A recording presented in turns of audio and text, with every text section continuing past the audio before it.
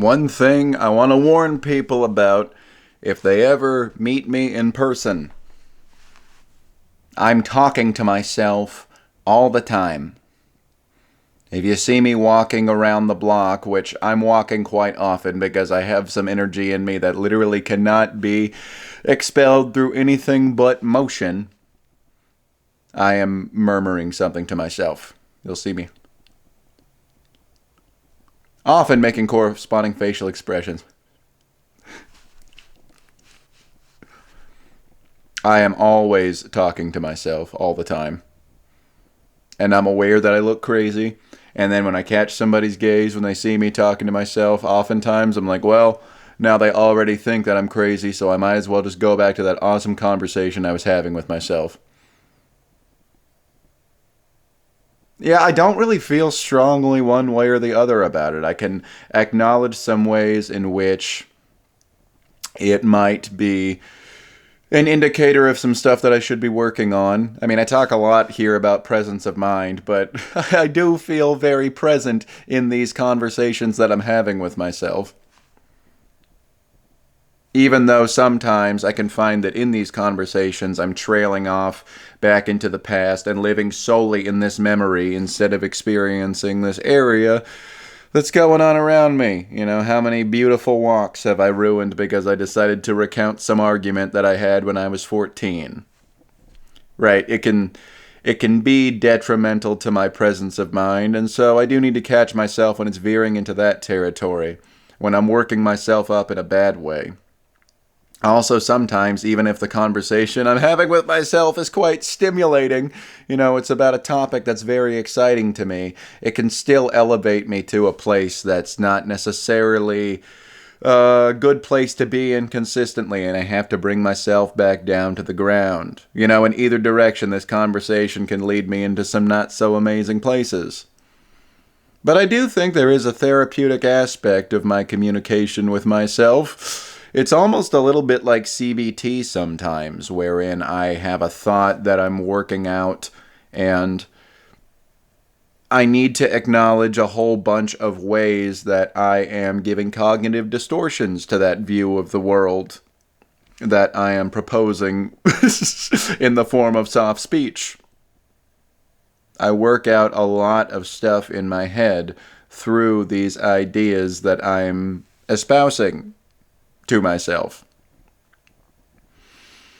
Another thing is that I am in the performance arena. So when I'm in a play, you'll often see me walking around, and what I'm doing is I'm saying lines. I'm saying lines that I need to memorize, because saying them over and over again is a lot more helpful for me than just reading them quietly on a page or even just thinking about them in my head. That gets me somewhere, but something about literally saying it. I also write a lot of songs, so maybe I'm singing or rapping some song lyrics under my breath. Or sometimes I'm preempting what I'm going to say here in this video. I'm like, oh yeah, when I make that video, make sure that I say it in that way, because that's the right word. That's the exact right word. And as somebody famous once said, I cannot remember who, the difference between the right word and the almost right word is the difference between the lightning and the lightning bug. And then on the flip side of that also, sometimes I'm remembering when I was having to stand my ground and explain myself, and I said things absolutely pitch perfectly. And I'm reliving the exact articulation just to sort of revel in my own in my own well-spokenness. I think that it does reiterate some positive traits. And do I need it anymore? That's my question. Do I need to have this habit of talking to myself that I've just kind of had throughout my entire life? And for the record, my entire family has.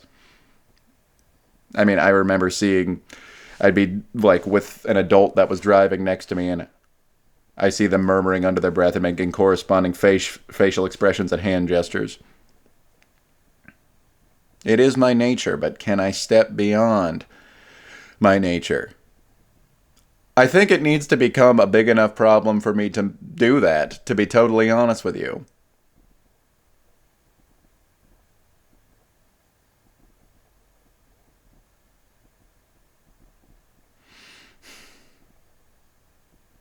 But I also don't know.